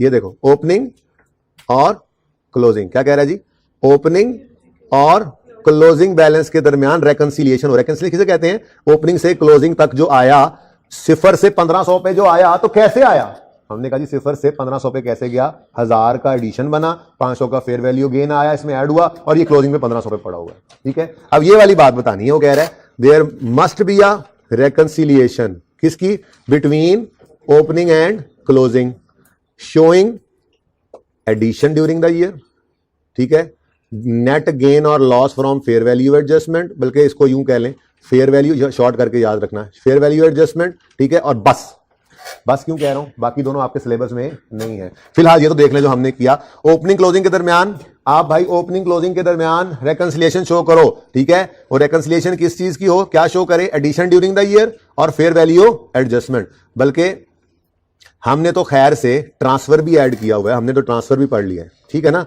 देखो ओपनिंग और क्लोजिंग के दरमियान क्या कुछ बता दो, उसने तो सिर्फ कहा एडिशन और फेयर वैल्यू एडजस्टमेंट बताओ। हमारे कोर्स की बात करें, हमने तो ट्रांसफर टू या फ्रॉम इन्वेस्टमेंट प्रॉपर्टी, याद है, हमने तो ट्रांसफर टू और फ्रॉम भी बता दिया, हमने डिस्पोजल भी बता दिया, तो ठीक है। अब अगली बात चलो पढ़ लेते हैं। वो कहता है जी ओपनिंग क्लोजिंग के दरमियान रेकंसिलिएशन बनाओ, शो कर रही हो वो एडिशन ड्यूरिंग द ईयर, फिर asset classified as held for sale in accordance with IFRS 5 हमारे सिलेबस में नहीं है। हेल्ड फॉर सेल थोड़ी सी बात शायद की भी थी किसी वक्त, अगर आप एक एसेट को एक्टिव यूज से उतार के हेल्ड फॉर सेल रख लें तो आईएफआरएस 5 उससे डील करता है कि उसका क्या करना होता है, ठीक है ना। तो वो बहरहाल हमारे सिलेबस में नहीं है, इसको फिलहाल हम नहीं पढ़ रहे, ठीक है, सही है। ऐसे ही एक्विजिशन थ्रू बिजनेस कॉम्बिनेशन, मैं इसको हाईलाइट भी नहीं कर रहा डर से, ठीक है ना। आप ब्रैकेट आप समझने के लिए लिखना हो तो लिख लो कोई बात, लेकिन साथ ही लिख देना आउट ऑफ सिलेबस, ठीक है ना। बिजनेस कॉम्बिनेशन कहते हैं, आपने अगर कोई बिजनेस ही खरीद लिया तो आप कंसोलिडेट करेंगे, क्या करेंगे जी, बिजनेस कॉम्बिनेशन कहते हैं, कंसोलिडेशन हुई एफआईआर 2 के अंदर पढ़नी है हमें, ठीक है। अगर आपने कोई बिजनेस एक्वायर कर लिया, यानी उसकी मेजर शेयर होल्डिंग एक्वायर कर लिया, तो फिर कंसोलिडेशन के अंदर जाके आपको उनके एसेट्स हमने शो करने होते हैं। जब कंसोलिडेट करते हैं ना, तो बिजनेस ही पूरे का पूरा एक्वायर कर लें, तो एक होता है मिसाल के तौर पर जैज ने वारिद को एक्वायर कर किया था, ठीक है। अब जैज और वारिद अब एक ही हैं। अब जैज की फाइनेंशियल स्टेटमेंट्स अलग भी बनेंगी, वारिद की अलग भी बनेंगी, उनके अलग अलग अकाउंटेंट्स बनाएंगे इसको। फिर जैज वाला बड़ा अकाउंटेंट जो है वो वारिद वाली फाइनेंशियल स्टेटमेंट्स मंगवा के एक कंसोलिडेटेड फाइनेंशियल स्टेटमेंट भी बनाएगा, जिसमें जैज वाले एसेट्स और वारिद वाले एसेट्स इकट्ठे करके दिखाए जाएंगे। ये उसकी बात कर रहा है, लेकिन हमारे सिलेबस में अगेन ये है नहीं, ठीक है ना। तो बता इसलिए दिया कि परेशान ना होना, ये क्या बात है सर, बता क्यों नहीं रहे। तो हमारे लिए सिर्फ इतनी सी बात इंपॉर्टेंट है कि डिस्क्लोजर, फेयर वैल्यू मॉडल के डिस्क्लोजर्स में क्या कह रहा है जी, क्या बताओ, रेकंसिलिएशन बनाओ ओपनिंग और क्लोजिंग के दरमियान, showing addition, fair value adjustment हमने ऐड किया, ट्रांसफर और डिस्पोजल। इधर देखो, ओपनिंग और क्लोजिंग के दरमियान रेकंसिलिएशन बताई, ठीक है। और उसके किस किस चीज की रेकंसिलिएशन है जी, transfer, addition, fair value adjustment और डिस्पोजल, ठीक है जी, और सही है, ओके। मैंने कहा अलग अलग हो जाए। नेक्स्ट, उसके बाद कहता है This reconciliation should show separately any amount in respect of investment property included at cost because their fair values cannot be estimated reliably. अलग रखा तो हुआ, क्या कह रहा है? अगर किसी reconciliation को के अंदर ये ना करना कि ये कहीं और छुप जाए, नहीं, जो अलग कॉस्ट पे रखा हुआ है वो सेपरेटली बताओ भाई, सेपरेटली तो बताया हुआ है, बलूचिस्तान बिल्डिंग अलग पड़ी है, बता दिया कॉस्ट मॉडल पे.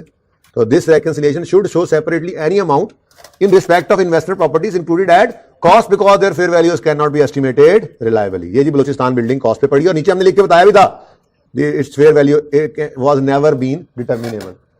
और को अंग्रेजी में लिखता किस वजह से, वो वजह भी लिख देते भाई, ठीक है. अच्छा, ये भी आगे लिखा हुआ है, आगे लिखिए, ये रिक्वायरमेंट ऐसे नहीं लिखा हमने, आगे लिखा हुआ है. ये तो फिलहाल सिर्फ उसने कहा ना इसको सेपरेट रखो, तो सेपरेट रख दिया. बलूचिस्तान बिल्डिंग को हमने सेपरेट रख दिया. क्यों सेपरेट रख दिया?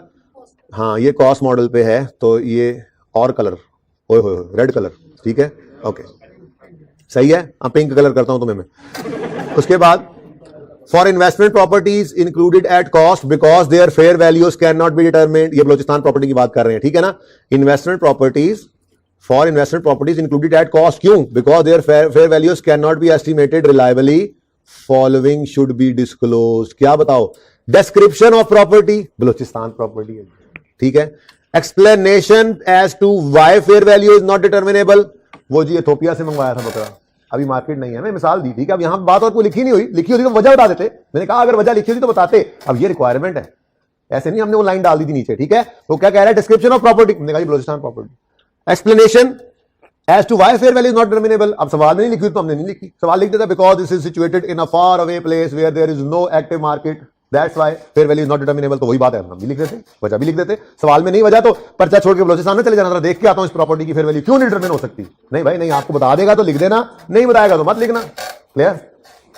Last thing is if possible range within which properties fair value is likely to lie. क्या मतलब? हमने क्या लिखा? हमने यूं लिखा, इधर देखो, हमने कहा जी fair value of Balochistan building was never been determinable because, ऐसे ही मैं अंग्रेजी मार रहा हूं, बिकॉज, अब ये अच्छा, बिकॉज ऐसे ही there was no active market, there was no active market there. ठीक है, सही हो गया. अगली बात, इट्स फेयर वैल्यू, ये मैं से अंदाजे मारूं, मे रेंज, या यूं लिख लो, it's fair value is around 4,000, ऐसे ही, या मे रेंज फ्रॉम, हम लिख सकते हैं जी 4,000 to 5,000. अंदाजा लगा दो, अगर पॉसिबल है तो कोई तुक्का लगा के लिख दो. ये फेयर वैल्यू डिटरमिन नहीं हो सकती क्योंकि ये बहुत दूर दराज इलाके में सिचुएटेड.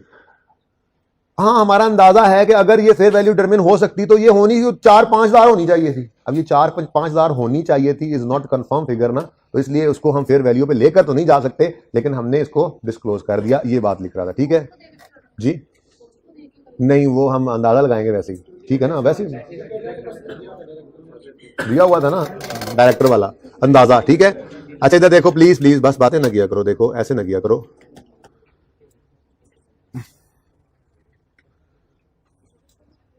अच्छा जी, ये ऐसे बात होगी. अब fair value of Balochistan building was never been terminable because there was no active market. इस फेयर वैल्यू, जरा और अच्छा लिख लेना जाके डिस्क्लोजर की बात से, fair value ranges, it's fair value may range from 4,000 to 5,000. अब ये सिर्फ एक अंदाजा है भाई, ऐसे ही. अब ये कब लगाओगे? क्वेश्चन में दिया हो तो लगा देना, वरना ये पता होना चाहिए कि जो प्रॉपर्टी फेयर वैल्यू पे हो उस प्रॉपर्टी को हमने एक तो अलग रखना है, भाई हमने अलग रख दिया, और एडिशनल डिस्क्लोजर क्या देने हैं? उसकी डिस्क्रिप्शन बताओ कौन सी प्रॉपर्टी है, वजह बताओ क्यों नहीं डिटरमिन हो सक रही, और अगर पॉसिबल हो तो रेंज भी बता दो फेयर वैल्यू की. ठीक है, डन जी. ये हो गया जनाब फेयर वैल्यू मॉडल वाले डिस्क्लोजर. तो सादा सी बात है भाई, डिस्क्लोजर हमने बनाया ही था. उसने क्या कहा पहले तो हो गया ना जनरल, जनरल भूल तो नहीं गए, जनरल कॉस्ट मॉडल है या फेयर वैल्यू मॉडल है बता दो, कोई रिस्ट्रिक्शन है तो बता दो, किसने ये वैल्यू किया, इंडिपेंडेंट है, किस मेथड पे किया, किस बेस पे किया, अगर लिखा हुआ है तो बता दो, और रेंटल इनकम बता दो, एक्सपेंसेस बता दो, कोई कमिटमेंट किया तो बता दो. ये जनरल डिस्क्लोजर थे. जनरल का मतलब जो सा मर्जी मॉडल है, ये तो चीजें बतानी थी. फिर अगर फेयर वैल्यू मॉडल पे हो, ठीक है, तो फिर एक रेकंसिलिएशन बनाओ जो ओपनिंग और क्लोजिंग के दरमियान में रेकंसिलिएशन दे, किस किस चीज की, एडिशन की, डिस्पोजल की, ट्रांसफर की, फेयर वैल्यू की। हमने 4 बोल दी, यहां पे 2 थे, ठीक है। और जो 2 मैंने नहीं बोले वो हमारे सिलेबस में नहीं पढ़ा, इसलिए देखिए एमसीक्यूज में दे तो पता तो ऐसी कोई बात थी, हर बार पढ़ते हुए नजर में आएगा, तो किसी एमसीक्यू में आ जाए तो बचत हो जाए, ठीक है ना। अच्छा, फिर वो कहता है अच्छा जी, अब आप अगर फेयर वैल्यू मॉडल पे हैं, रेकंसिलिएशन तो बना दी, लेकिन वो मजबूरन किसी को कॉस्ट मॉडल पे भी तो रखा था, एक्सेप्शन। तो जिसको कॉस्ट मॉडल पे रखा था, एक तो उसको सेपरेट रखना, एक तो उसको सेपरेट रखना, ठीक है, ये यहां पे लिखा था, ठीक है ना। रेकंसिलिएशन शुड शो सेपरेटली, इसको मैंने हाईलाइट नहीं किया जी, separately any amount in respect of investment property held at cost, ठीक है जी। कॉस्ट पे जिसको रखा है उसको सेपरेट रखो, और एडिशनल डिस्क्लोजर क्या दे दो, डिस्क्रिप्शन बताओ, एक्सप्लेनेशन क्यों क्यों क्यों नहीं फेयर वैल्यू डिटरमाइन हो सकती, और if possible range within which the properties fair value is likely to lie, ठीक हो गया। और अगर कॉस्ट मॉडल पे हो तो क्या करो, अब जाहिर सी बात है डेप्रिसिएशन मेथड भी बताना पड़ेगा, बोलो, और यूजफुल लाइफ भी बतानी पड़ेगी या रेट, ठीक है। और अगली बात छोड़ो, पहले ये तो देख लो, अब अगर कॉस्ट मॉडल पे थे ही बलोचिस्तान प्रॉपर्टी, तभी तो मजबूरन हमें बताना पड़ा स्ट्रेट लाइन मेथड है, लाइफ 10 इयर्स है, ठीक है, मॉडल कॉस्ट है। इन बाकियों को देखो, बाकियों के बारे में कुछ ऐसी बात नहीं की हुई, ऐसे ही है ना, ठीक है। चलो उसके बाद क्या कहता है, एक तो ये बता दो अगर कॉस्ट मॉडल पे तो डेप्रिसिएशन मेथड, क्योंकि फेयर वैल्यू मॉडल में डेप्रिसिएशन थी ही नहीं, तो अगर कॉस्ट मॉडल पे तो डेप्रिसिएशन मेथड बताओ, रेट या लाइफ बताओ, और ग्रॉस कैरिंग अमाउंट बताओ। देखो ग्रॉस कैरिंग अमाउंट, ये ग्रॉस कैरिंग अमाउंट ही तो है, बोलो है ना gross carrying amount, gross carrying amount बताओ, और एक्यूमुलेटेड, इसका को और कलर करते हैं, नई चीज आ गई, ग्रॉस कैरिंग अमाउंट बताओ और एक्यूमुलेटेड डेप्रिसिएशन, ठीक है। अब बता दिया जी, ग्रॉस कैरिंग अमाउंट बता दिया और एक्यूमुलेटेड डेप्रिसिएशन बता दिया, हेडिंग बन गई दोनों की, क्या आ रहे हैं सामने। आगे वो कहता है लेकिन ये ग्रॉस कैरिंग अमाउंट बताओ at the beginning and and, ठीक है, एट द बिगिनिंग, ये बिगिनिंग आ गया, gross carrying amount cost model पे है, बिगिनिंग में बताया 500, एंड पे 500, एक्यूमुलेटेड डेप्रिसिएशन बिगिनिंग पे 1200, एंड पे 1600, भाई ठीक है, ये बता दिया हमने, सही है, समझ आई बात। ग्रॉस कैरिंग अमाउंट बताओ और एक्यूमुलेटेड डेप्रिसिएशन बताओ, बता दिया जी, ग्रीन। कब कब, बिगिनिंग पे बताओ, एंड पे बताओ, भाई बिगिनिंग पे भी बता दिया, एंड पे भी बता दिया, 500 5000, ये हमारी ग्रॉस कैरिंग अमाउंट आ गई बिगिनिंग और एंड पे, एक्यूमुलेशन 1200 और 1600, बिगिनिंग और एंड पे ये भी आ गई। अब आगे कहता है और फिर रेकंसिलिएशन भी बनाओ between opening and closing, showing additions, depreciation, impairment, transfer, ठीक है। 2 चीजें मैंने छोड़ दी, कंपनीज एक्ट काट दो, पता नहीं कहां से आ गया, ये गलती से भाई, ये गलती से यहां पे ये मिस प्रिंटिंग है, ठीक है, इसको काट दो, ये कंपनीज एक्ट काट दो, ठीक है, ओके। अच्छा हाँ जी, रेकंसिलिएशन बनाओ, किसकी भाई, ओपनिंग क्लोजिंग की। क्या करें, एडिशंस लिखो, डेप्रिसिएशन लिखो, ट्रांसफर लिखो, इंपेयरमेंट लिखो। वो इंपेयरमेंट पढ़ा था ना, अगर कॉस्ट मॉडल पे है तो मैंने कहा था ये आगे 16 जैसा ही हो जाता है, तो मैंने कॉस्ट मॉडल से लिखा था उस दिन, मैंने ये लिखा था cost less accumulated depreciation less accumulated impairment loss if any, तो अगर इंपेयरमेंट लॉस आ जाए तो उसी तरह से नोट के अंदर ऐड हो जाएगा। तो रेकंसिलिएशन शो कर दो, तो हमने रेकंसिलिएशन शो की तो हुई है, ओपनिंग से क्लोजिंग की तरफ जाते हुए ट्रांसफर भी है, एडिशन भी है, फेयर वैल्यू एडजस्टमेंट भी है, फिर नीचे डेप्रिसिएशन एक्सपेंस भी है, डिस्पोजल भी है इवन, ठीक है। तो ये रेकंसिलिएशन हमने बनाई हुई है, तो जो काम हम कर रहे थे बेसिकली वो उसने कहे हुए हैं। तो अगर गौर तलब बात क्या है, अगर गौर किया जाए तो मेन बॉडी जो है इसकी है ना नोट की, वो रेकंसिलिएशन जो हम नोट बनाते हैं वो डिस्क्लोजर की रिक्वायरमेंट थी, हमने पूरी की हुई है। एडिशनल चीजें क्या थी, वो एडिशनल डिस्क्लोजर इसे जो पहले पढ़ा दी है, या फेयर वैल्यू मॉडल के नीचे से लिखा होता है कि अगर कॉस्ट मॉडल किसी एक का यूज कर रहे तो एडिशनल बातें बताओ, वो भी हमने बात कर ली, ठीक है, ओके। और where the cost model is used the fair value of investment property should also be disclose. Now this is important. देखो एक तो ये है कि आपके पास ऑप्शन है ना, ऑप्शन तो है ना, फ्रेंड ने क्या कहा था, सब्सिक्वेंट मेजरमेंट में चाहो तो फेयर वैल्यू मॉडल, चाहो तो, मुझे पता है अब नींद आ रही है, आखिरी बात है बस, इसके बाद अब जाते हैं गवर्नमेंट ग्रांट पे, ठीक है, बस थोड़ा हौसला कर लो, ये जरूरी था भाई। जिसको मसला होता है ना वो प्लीज क्लास छोड़ दिया करे, मुझे मशवरा ना दिया करे, ओके, ठीक है ना। अगर कोई बोलेगा ना आइंदा ये बात कि सर अभी नहीं, बस ये कर रहे हैं वो कर रहे हैं, वो क्लास से निकल जाए, मैं खुद निकाल दिया करूंगा उसको, ठीक है। पढ़ना है तो बैठे, नहीं पढ़ना तो जाए, मैंने कभी रोका किसी जाने वाले को कभी कोई रोक सकता है?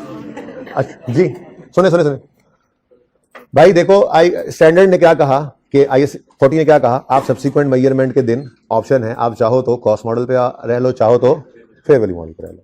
हमने कहा जी फेयर वैल्यू मॉडल, ने कहा ठीक है सारी चीजों, फिर उसने कहा लेकिन क्या कहा था, हाँ लेकिन क्या कहा था, chosen model should be apply to, हमने फेयर वैल्यू मॉडल यूज कर लिया, एक ही कॉस्ट, एक की फेयर वैल्यू निकल रही थी, उसको कॉस्ट पे रख लिया, उसने कहा एडिशनल डिस्क्लोजर दे देना।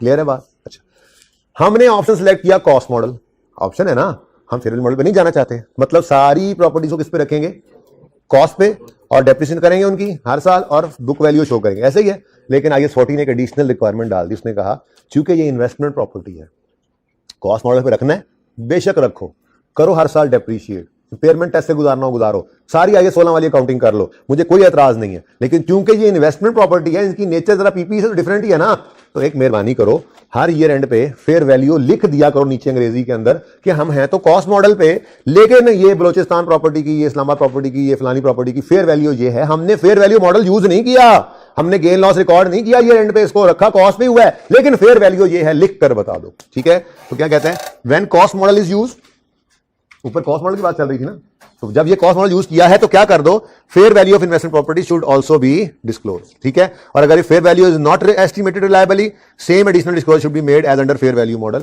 और अगर फेयर वैल्यू नहीं डिटरमिन कर सकते तो वही वाली अंग्रेजी लिख दो जो पहले लिख के आओ बलोचिस्तान प्रॉपर्टी के लिए।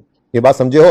अब कंक्लूजन, आखिरी बात, पहली बात, एडिशनल जनरल डिस्क्लोजर कौन से थे, कौन सा मॉडल यूज कर रहे हो, ठीक है, किसने रीवैल्यू, किसने फेयर वैल्यू लगाई है, इंडिपेंडेंट बंदा है, किस मेथड पे, किस बेसिस पे लगाई है। ठीक है, तीसरी बात, रेंटल्स या एक्सपेंसेस हैं तो बता दो, कोई कमिटमेंट कर बैठे हो लिख के बता दो, कोई रिस्ट्रिक्शन है तो बता दो, कोई रह गया हो तो माफ कर देना, फिर वो बता दिया मैंने। ठीक है, अच्छा, उसके बाद सुनो, फिर ये तो हो गए जनरल। अब अगर फेयर वैल्यू मॉडल पे हो तो क्या करो, वही करो जो नोट में किया था, यानी नोट बना लो, नोट बनाया था ना, बस वही करने का बोला हुआ स्टैंडर्ड ने। ठीक है ना, तो हमने कर लिया, फेयर वैल्यू मॉडल पे हो तो बना लो नोट, बना लिया जी नोट। हाँ, अगर फेयर वैल्यू मॉडल पे हो और किसी प्रॉपर्टी की फेयर वैल्यू डिटर्मिनेबल नहीं है तो एडिशनल डिस्क्लोजर क्या है, बता दो कौन सी प्रॉपर्टी है, क्यों नहीं फेयर वैल्यू डिटर्मिन हो सकती, और को अंदाजा हो तो, पॉसिबल हो तो उसकी रेंज बता दो। डन। कॉस्ट मॉडल पे हो आप, नहीं फेयर वैल्यू मॉडल यूज करना, ठीक है, क्या करो, वही जो किया था बलोचिस्तान प्रॉपर्टी, वही रिकंसिलिएशन वगैरह सब कुछ IAS 16 जैसा नोट बना लो, लेकिन मेहरबानी करो और नीचे फेयर वैल्यूज लिख दो। और अगर किसी प्रॉपर्टी की फेयर वैल्यू अवेलेबल नहीं है तो फिर क्या करो, वही बलोचिस्तान वाली प्रॉपर्टी वाली बातें उसके लिए भी लिख दो। ठीक है,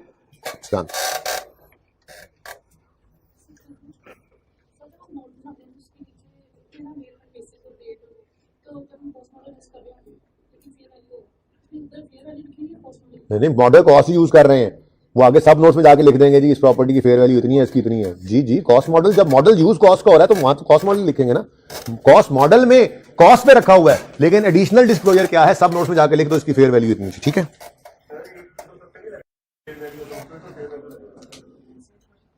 क्या कह रहे हो, एक ही मॉडल सब पे लगना है ना भाई, अगर फेयर वैल्यू मॉडल यूज किया तो सारी investment property fair value model लगाओ, और अगर कॉस्ट मॉडल यूज करना चाहो तो फिर सब पे कॉस्ट लगा लो, ऑप्शन तो अवेलेबल है। नीचे जाके अलग से बता देनी है कि फेयर वैल्यू इतनी है, पर मैंने फेयर वैल्यू मॉडल चूज नहीं किया, मैंने कॉस्ट पे रखा हुआ और डेप्रिशिएट कर रहा हूं, नहीं मैंने फेयर वैल्यू मॉडल पे जाना, मैंने डेप्रिशिएट करना है, ओरिजिनल कॉस्ट पे रखना है। हाँ, लेकिन स्टैंडर्ड ने कहा है कि फेयर वैल्यू इतनी है तो ये फेयर वैल्यू बता रहा हूं कि इतनी इतनी है, ताकि यूजर को पता लग जाए कि इसकी आज फेयर वैल्यू है कितनी। ठीक है ना, ट्रीटमेंट में तो फर्क है ना भाई, एक है लिख के बता देना बस कि मेरी 1000 की जो कॉस्ट पे नजर आ रही है बिल्डिंग, इसकी फेयर वैल्यू 1500 है। भाई जब सवाल किसी और का चल रहा हो पीछे वाले भाई, तो तुम भी सुन लो, अपनी ना मस्जिद ना लिया करो। एक है फेयर वैल्यू मॉडल यूज करना, हमने नहीं किया, 1000 पे हमारी बिल्डिंग नजर आ रही है, ठीक है, तो हमने, भाई का सवाल ये है, सवाल समझ आया भाई का सवाल ये है कि भाई कॉस्ट मॉडल जब यूज किया तो नीचे फेयर वैल्यू बता रहे हैं, तो फेयर वैल्यू मॉडल यूज कर रहे हैं ना, ये सवाल है ना। तो भाई मकसद कहने का ये, मेरा दिल नहीं चाह रहा मैं फेयर वैल्यू मॉडल पे जाऊं, मैंने कॉस्ट यूज करना है, तो मैंने 1000 की कॉस्ट पे ही रखनी है बिल्डिंग, उसको डेप्रिशिएट करना है। ठीक है, मैंने फेयर वैल्यू मॉडल चूज नहीं किया, जस्ट फेयर वैल्यू लिख के बता दें कि फेयर वैल्यू इतनी है। अब अकाउंटिंग ट्रीटमेंट है ना, अगर फेयर वैल्यू मॉडल यूज करूं तो डेप्रिशिएट नहीं करूंगा और ये एंड पे उसको फेयर वैल्यू पर ले जाऊंगा और गेन लॉस प्रॉफिट लॉस में लेकर जाऊंगा, ये फेयर वैल्यू मॉडल को यूज करना है, मैंने नहीं यूज करना भाई, मेरा ऑप्शन है। स्टैंडर्ड ने मुझे कहा, दुनिया कोई ताकत मुझे मजबूर नहीं कर सकती कि नहीं आप लाजमी फेयर वैल्यू मॉडल यूज करो, भाई ऑप्शन है, मैं इन्वेस्टमेंट प्रॉपर्टी को कॉस्ट मॉडल पे रख रहा हूं, मेरी मर्जी। हाँ, लेकिन स्टैंडर्ड ने कहा है चूंकि इनकी नेचर ऐसी होती है कि इन्वेस्टमेंट प्रॉपर्टीज हैं, तो फेयर वैल्यू मैं लिख के बता रहा हूं, बस मैं इस मॉडल को यूज नहीं कर रहा। ठीक है जी, तो तू खाम खा सवाल कर रहे हैं, सवाल उन्हें कर ले चंगा भला, उसमें सारा जवाब भी देता है जी। क्या वैसे फरमा क्या रहे हैं?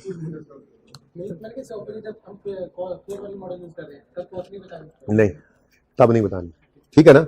तकलीफ तो यही है ना स्टैंडर्ड को कि इन्वेस्टमेंट प्रॉपर्टी है, इसको फेयर वैल्यू पे रखने का दिल है स्टैंडर्ड का कि सब रखें, लेकिन ऑप्शन चूंकि है तो अगर कोई फेयर वैल्यू पे रखे तो फिर कॉस्ट को क्या करना, रिसेंट में पढ़ा है, ठीक है। अगर कॉस्ट में हो तो फिर वो कहता है फेयर वैल्यू यूजर को बताओ सही, क्योंकि नेचर प्रॉपर्टी की नेचर क्या है, ये इन्वेस्टमेंट प्रॉपर्टी है, तो फेयर वैल्यू को पता होना चाहिए, डिस्क्लोज कर दो, ठीक है, जस्ट डिस्क्लोज कर दो, अंग्रेजी में लिख के बता दो। आप चाहे वर्ड्स में ऐसे 10,000 भी ना लिखो, आप लिखो 10,000 TENTHOUSAND ऐसे लिख दो, ठीक है ना, लिख के बता जरूर दो।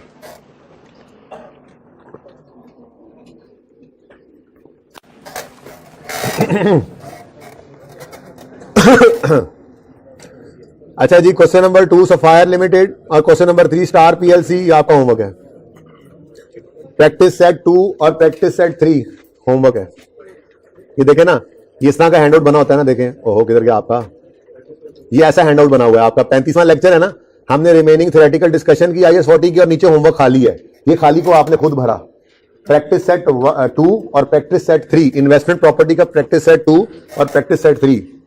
सफायर लिमिटेड प्रैक्टिस सेट 2 है और स्टार पीएलसी प्रैक्टिस सेट 3 है, ठीक है जी। चलें जी वापस आ जाए।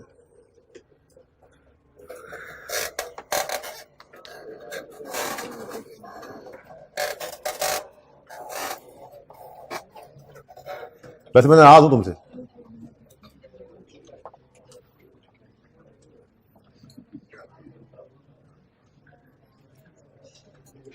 जज़ाकल्लाह। अच्छा जी, आप थोड़ी सी डिस्कशन कर लें गवर्नमेंट ग्रांट के ऊपर। टाइम ज्यादा लग गया मेरे ख्याल में, एग्जांपल 2 तो नहीं कर सकेंगे, 1 को ही पूरा कर लें, लेकिन मैं डिस्कशन 1 वही एग्जांपल है जो कल की थी, ठीक है, बस जरा दोबारा कर लेंगे, लेकिन डिस्कशन भी थोड़ी सी हो जाए, ठीक है। अच्छा जी, गवर्नमेंट ग्रांट और असिस्टेंस, इस स्टैंडर्ड का पूरा नाम तो है गवर्नमेंट ग्रांट्स एंड असिस्टेंस, लेकिन असिस्टेंस को भी साइड पे रखो, पहले गवर्नमेंट ग्रांट की अकाउंटिंग तो इसी की है, अकाउंटिंग जिसकी होती है पहले वो सीख ले, ठीक है। तो गवर्नमेंट ग्रांट,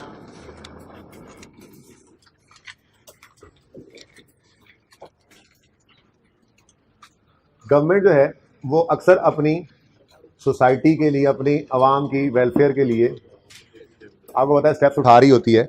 तो अगर कोई बंदा ऐसा काम करने की तरफ चले जिससे जनरल पब्लिक को फायदा होना हो, तो गवर्नमेंट उसके ऊपर कुछ ना कुछ जो है वो आपको हेल्प कर देती है, ठीक है। अब वो हेल्प कई किस्म की हो सकती है, जैसे मिसाल के तौर पे गवर्नमेंट ने कहा कि फाटा के अंदर आप जाकर प्रोडक्शन फैसिलिटी लगाएं, अपना प्लांट वहाँ पे लगाएं, ताकि वहाँ के लोगों के लिए जनरेट हो एम्प्लॉयमेंट, वहाँ पे तालीम इम्प्रूव हो, स्कूल कॉलेज बने, ठीक है।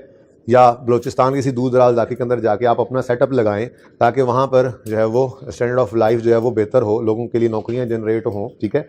अब गवर्नमेंट की तो ये चाहत होगी, अच्छी गवर्नमेंट की होती है, ठीक है, हाँ, तो ये चाहत होगी कि उनकी सोसाइटी की, उनकी पब्लिक की जो है वो वेलफेयर का काम कर सकें वो।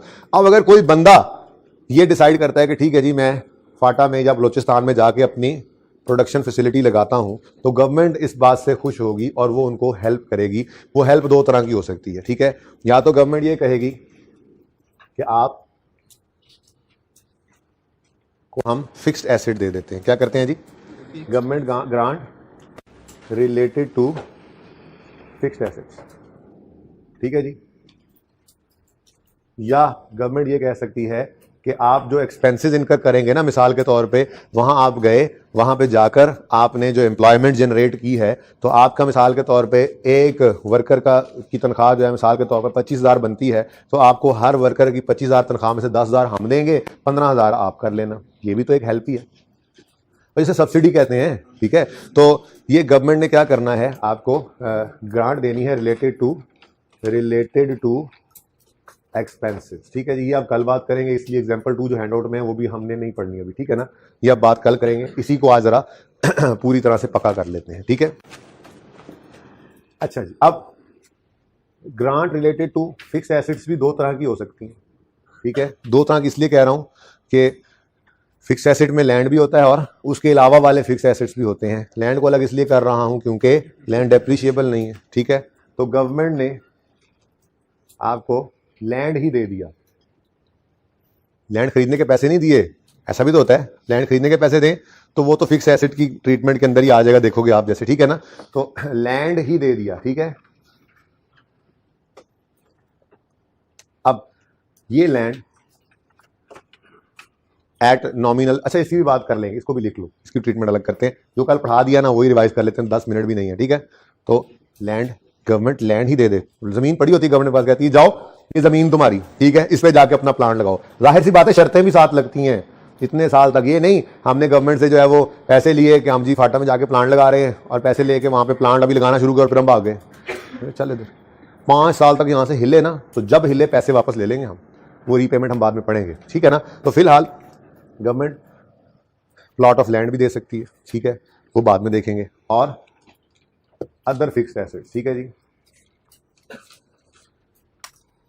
तो ये मैं कल बाइफरकेट कर लूंगा। फिलहाल मैं रिलेटेड टू फिक्स एसेट की बात जरा इस तरह सादा कर रहा हूँ, ठीक है ना। बात अब फैल नहीं रही है इस वक्त क्योंकि टाइम कम है, ठीक है। जो बात कल की थी बस उसे कंक्लूड कर लेता हूँ मैं, ठीक है जी। Related to fix asset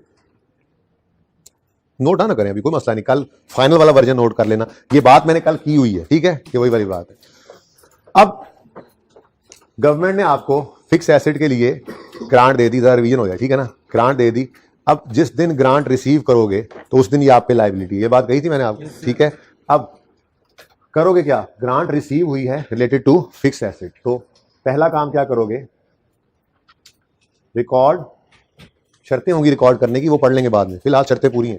record the grant as deferred income, ये ऑप्शन था, ठीक है। Record the grant as deferred income, और कल किया था ना, record the grant as deferred, deferred income ही लिखते हैं, कंफ्यूज करता है इनकम और डेफर्ड इनकम। डेफर्ड ग्रांट यानी लायबिलिटी, ठीक है। रिकॉर्ड द ग्रांट, एक ऑप्शन ये था, record the grant separately, record the grant separately as deferred grant यानी लायबिलिटी, ठीक है। अलग रिकॉर्ड कर लिया था कल, ये हमने पहला काम किया था। और दूसरा काम क्या किया था, आहिस्ता आहिस्ता उसको इनकम में फेंकते गए थे। जैसे एसेट आहिस्ता आहिस्ता खत्म होकर एक्सपेंस बन रहा था, ये डेफर्ड ग्रांट आहिस्ता आहिस्ता खत्म होकर इनकम बनती जा रही थी, ठीक है। तो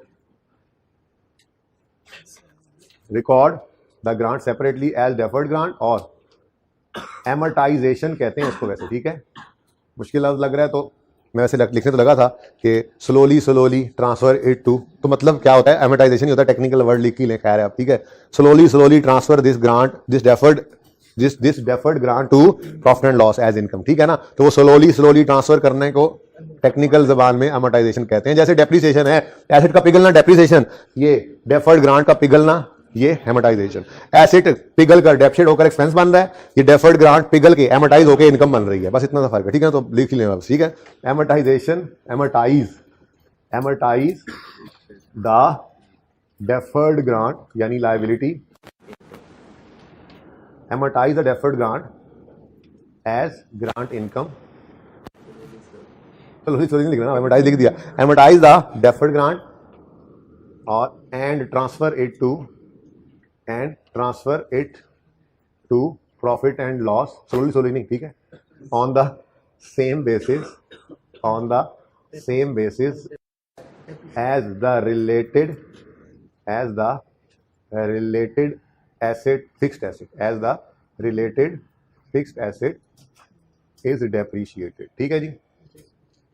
ये ट्रीटमेंट कल मैंने करवा दिया था, आज लिख दिया है बस, ठीक है ना। स्टेप बाय स्टेप चलेंगे।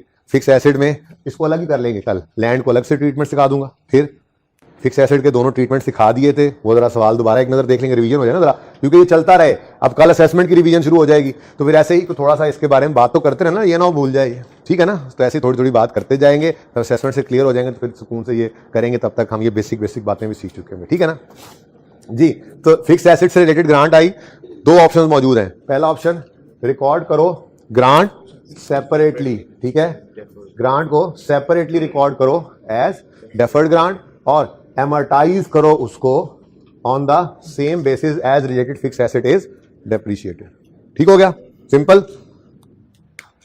ये काम हमने कल कर तो लिया था, लेकिन चलो वो एग्जाम्पल थी हमारी क्लास वाली, ठीक है।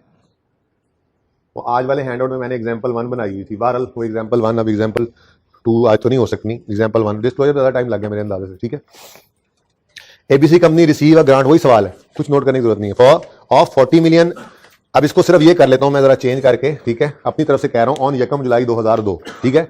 ABC company receive a grant of 40 million on यकम जुलाई 2002, अज्यूम किया मैंने, मेरी अपनी एग्जाम्पल है भाई, मैंने बदल ली, ठीक है, ऑन यकम जुलाई 2002।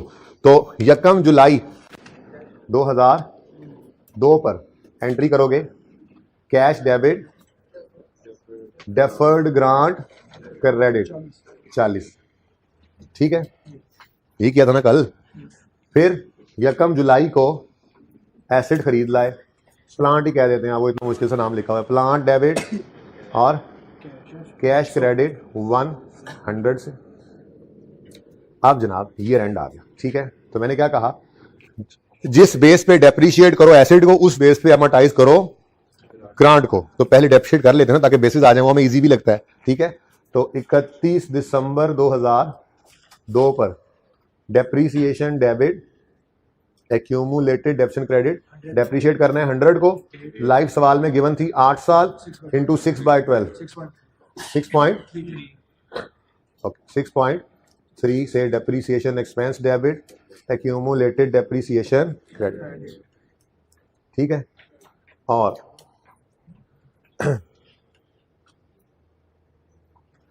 लास्ट थिंग इज 31 दिसंबर 2 पर इस लायबिलिटी को, ये जो लायबिलिटी है, इसको थोड़ा सा इनकम बना लो, यूँ समझो इतनी कमा ली है हमने, ठीक है ना। समझो उन्होंने कहा था कि 8 साल तक आपने ये प्लांट लगाए रखना है, तो ये इनकम भी 8 साल पे ही, ये ग्रांट की लायबिलिटी 8 साल में इनकम बननी चाहिए ना। तो कितने अरसे की लायबिलिटी पूरी होगी, 6 महीने की, तो उतनी इनकम बना लेते हैं, सिंपल बातें, ठीक है। तो डेफर्ड ग्रांट को डेबिट करके ग्रांट इनकम को क्रेडिट करो प्रॉफिट एंड लॉस, ठीक है, प्रॉफिट एंड लॉस में। कितना कर लो, कितना एमोटाइज कर लो, 40 की ग्रांट थी, डिवाइडेड बाय 8 इंटू 6/2.5 से ये एंट्री, ठीक है।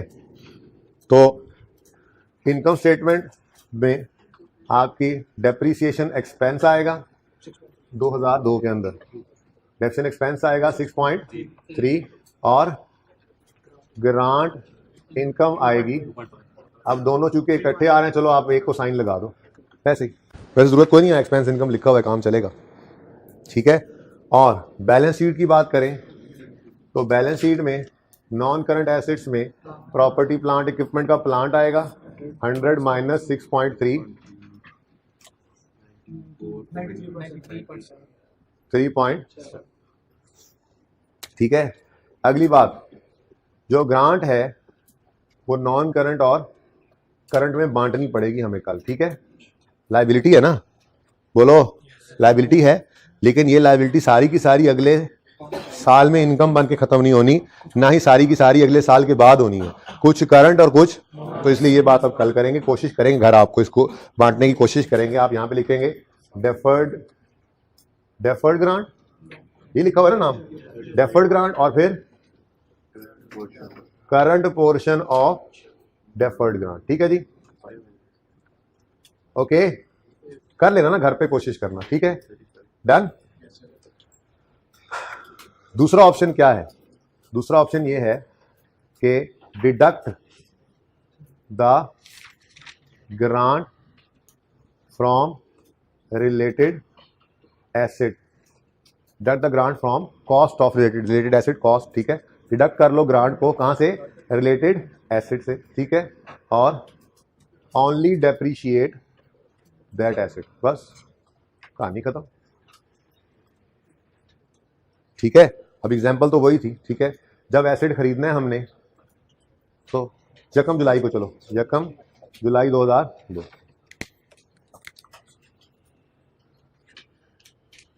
यकम जुलाई 2002 cash debit deferred grant credit कर तो लिया हमने पहले दिन ये, ठीक है। लेकिन जब यकम जुलाई 2002 पर हमने प्लांट खरीदा 100 का, तो अब हमें चुभने लगी वो डेफर्ड ग्रांट। हमने कहा हमारा तो ऑप्शन है दूसरा, हम इसको खत्म करके प्लांट को क्रेडिट कर देंगे, नेट कर लेंगे प्लांट को, तो यकम जुलाई को ही एक और एंट्री होगी। आप कहोगे जी नेट ही ना कर लें, फिलहाल नेट ना करें, डेफर्ड ग्रांट डेबिट करके खत्म कर दिया इसको। 40 से क्रेडिट हुआ था, 40 से डेबिट हो गया, ठीक है ना। तुम कल की क्लास में बैठोगे नहीं, ठीक है, तुम खड़े रहोगे पीछे, डेफर्ड ग्रांट डेबिट और प्लांट क्रेडिट, ठीक है।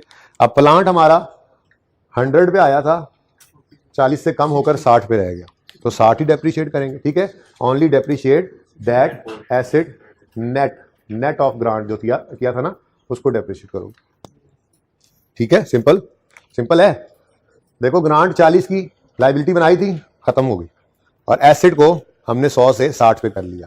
अब जब डेप्रिसिएशन की बारी आएगी, सॉरी डेप्रिसिएशन की बारी 31 दिसंबर 2002 पर डेप्रिसिएशन डेबिट एक्यूमुलेशन क्रेडिट, तो 60 को डेप्रिशिएट करोगे 8 इंटू 6/12 3.8। पर इनकम डेफर्ड ग्रांट तो है नहीं जिसको इनकम बनाना है। ठीक है, अब अगर इनकम स्टेटमेंट की बात करें आप ब्लू वाली की, तो उसमें डेप्रिसिएशन एक्सपेंस आ रहा है 3.8 का और कोई इनकम नजर नहीं आ रही। प्लांट तो 93 पे नहीं ना रहेगा, प्लांट कितने पे चला गया 60 माइनस 3.8 कितना 56.2। और ग्रांट नाम की कोई चीज ही नहीं। अब इसको नेट करके देखो तो यही बनता है 2.5 की इनकम 6.3 का एक्सपेंस नेट करें तो यही बनता है। तो ऑप्शन जो है आंसर तो सेम ही होना है, लेकिन बेटर प्रेजेंटेशन ये है, ग्रांट अलग दिखाती है, ये अप्रोच एसेट अलग दिखाती है, पता लग रहा है गवर्नमेंट से ग्रांट ली हुई है। ग्रांट इनकम अलग है, एक्सपेंस अलग है, यहां सब कुछ ही छुप जाता है, सिर्फ एक्सपेंस नजर आ रहा है, ग्रांट इनकम नाम की चीज ही कोई नहीं, ग्रांट बैलेंस शीट में नजर ही नहीं आ रही, ऐसे जैसे ग्रांट है ही नहीं। तो ये बेटर नहीं है पर ऑप्शन है। ठीक है, कल इंशाल्लाह इसको यहीं से कंटिन्यू करेंगे। अल्लाह हाफिज।